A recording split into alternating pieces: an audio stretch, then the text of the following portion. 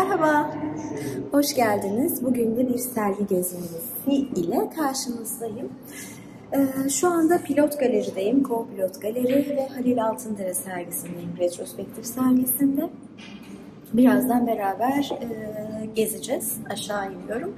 Ama önce girişte şu işle karşılayayım sizi. Bunun altında Bayraktar yazıyor. Biliyorsunuz Bayraktarlar böyle insansız hava araçları falan yapıyor. Bunların da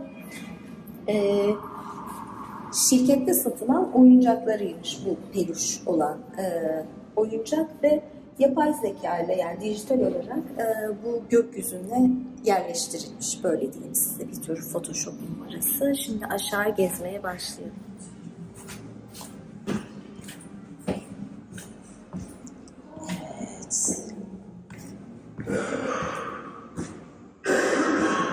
Serginin girişinde Halil'in bir portresi karşılıyor bizi ama buna dikkat ederseniz nasıl bir havası var? Bir Nazi gibi bir hava var, yani bana öyle geldi. Kırmızı duvar, böyle sert ve böyle faşist duran bir hava var.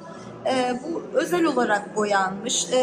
Yani Halil Altındere de burada biraz ifadesini değiştirmiş. Renklerde, tonlarda böyle kızıllar, bu tür bir askeri yeşiller var. Böyle bir portre.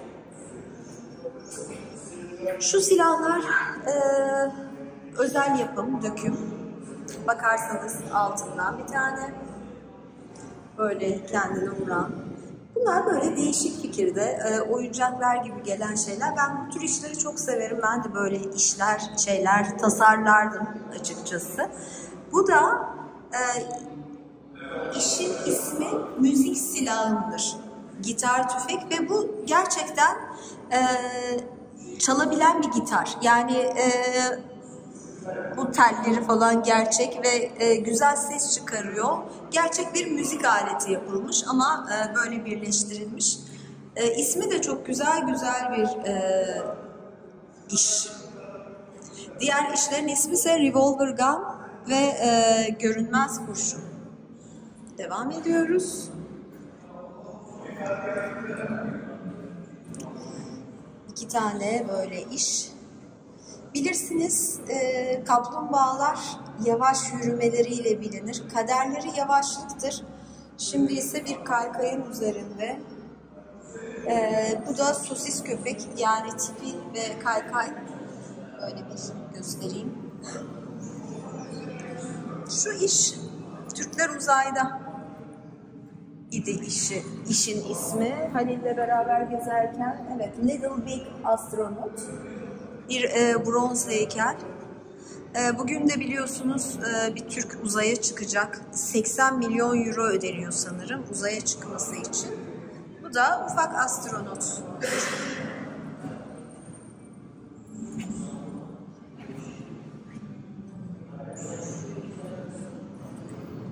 Bakıyoruz. O halıya daha sonra geleceğim. Bu Sultan Selim'in Nil Nehri'nde timsah avı.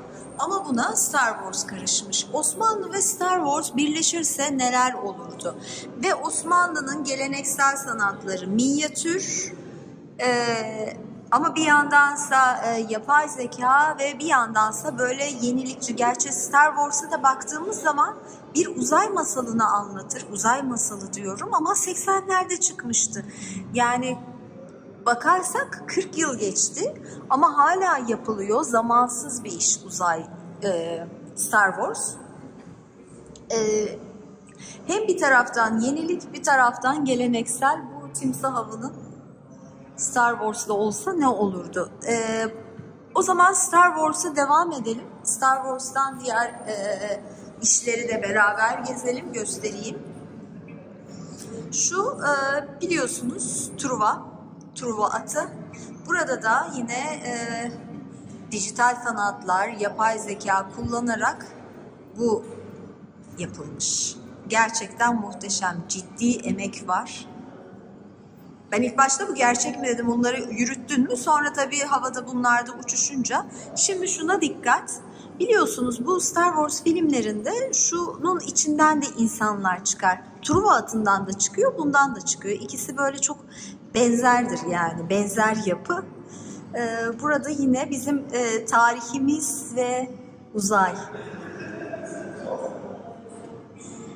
Bakarsanız ya gerçekten çok gerçekçi olmuş. Çok sevdim. Bir de dikey kullanılması da ayrı hoşuma gitti. Çünkü her zaman hep videolar yatay olarak görüyoruz ama artık telefon ekranlarımız dik bir telefon ekranından çekim gibi bir durum oldu. Ben o zaman serginin içindeki diğer Star Wars'lara da geleyim.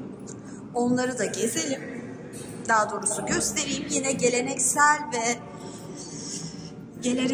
ve yenilik, yapay zeka nasıl birleşiyor? Yıldız Savaşları, İmparatorluk Avı. Royal Hunt. Evet.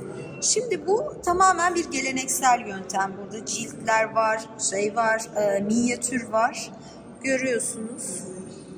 Çizimler falan geleneksel ama Star Wars ve Osmanlı bir araya olsaydı o zamanlar nasıl bir şey olurdu diye yapay zekaya sormuş Halil Altındere ve bu tür görseller çıkmış.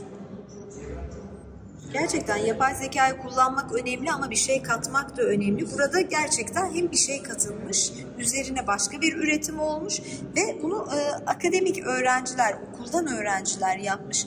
Yani hem akademizm var, hem yapay zeka var, hem popüler kültür var, hem bizim Osmanlı tarihi var. Var da var. Yani benim çok hoşuma gitti. Devam ediyorum.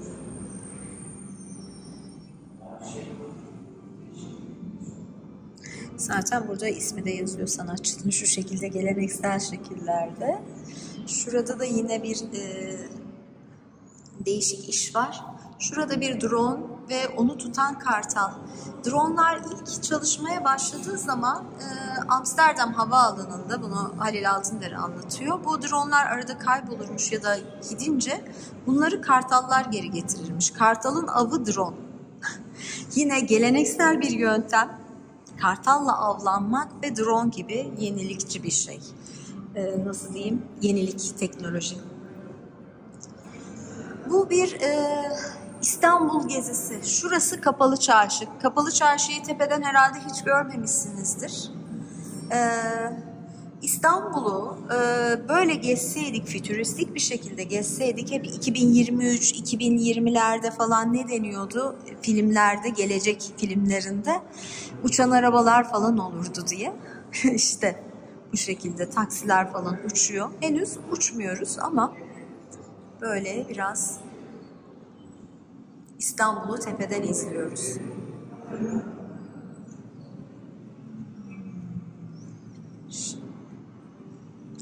Oldukça hoşuma gitmişti bu. Bunları böyle tepeden görmek, bu tarihi yerleri gerçekten etkileyici. Az buz iş yok burada açıkçası.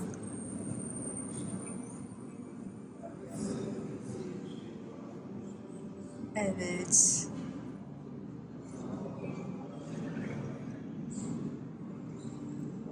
İnsan ilgiyle ve merakla izliyor. Bu meşhur İnönü Parkı. İsmet İnönü'nün heykeli. Ben bundan 20 sene önce heykellerle çalışma yapıyordum. Yani heykellerle etkileşimli foto performanslar yapıyordum. O zaman bu heykele takmıştım aslında. Çok ilgimi çekiyordu. Yüksek kaydede bir heykel. Gördüğünüz gibi hareket ettirmiş Halil bunu. Tamamen yine dijital sanatlar, yapay zekalar. Bu Galata Kulesi, hepiniz biliyorsunuz. İsmine Dancing Queen koymuş Halil. Bana ise tabii bu fallik bir öğe olduğu için bir de hep bir efsane vardır. Galata Kulesi erkektir, Kız Kulesi dişidir. Bunlar birbirleriyle aşk yaşarlar falan. Al orada selam veriyor gibi bir halde söz konusu.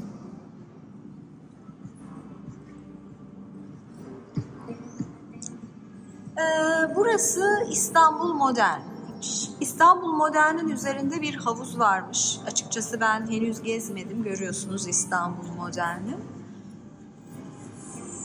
Ve burada eğer biri yüzseydi nasıl olurdu?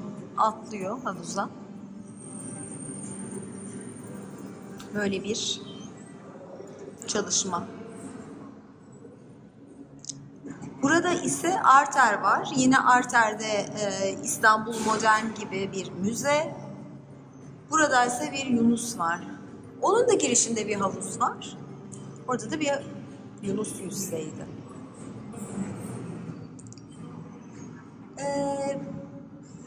Şöyle söyleyeyim.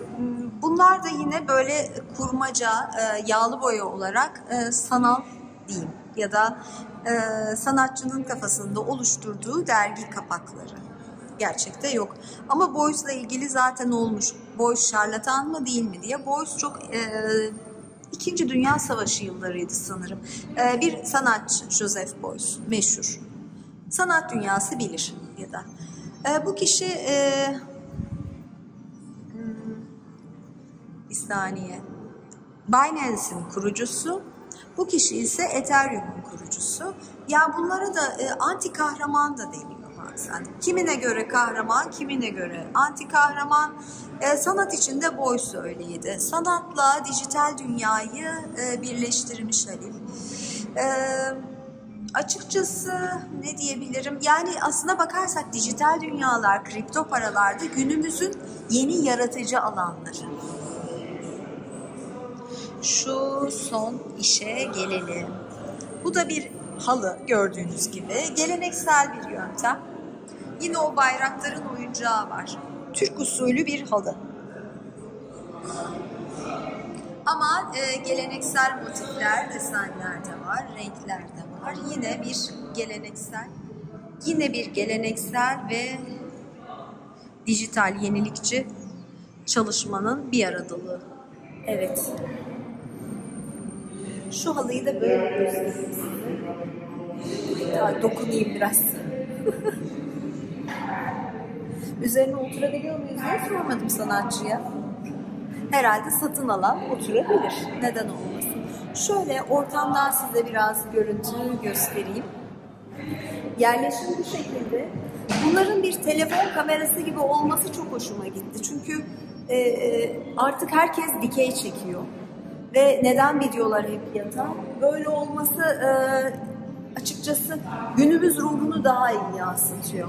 Kapaklarsa birer klasik. Klasiğin karşısındaysa iyice geleneksel başka bir klasik var.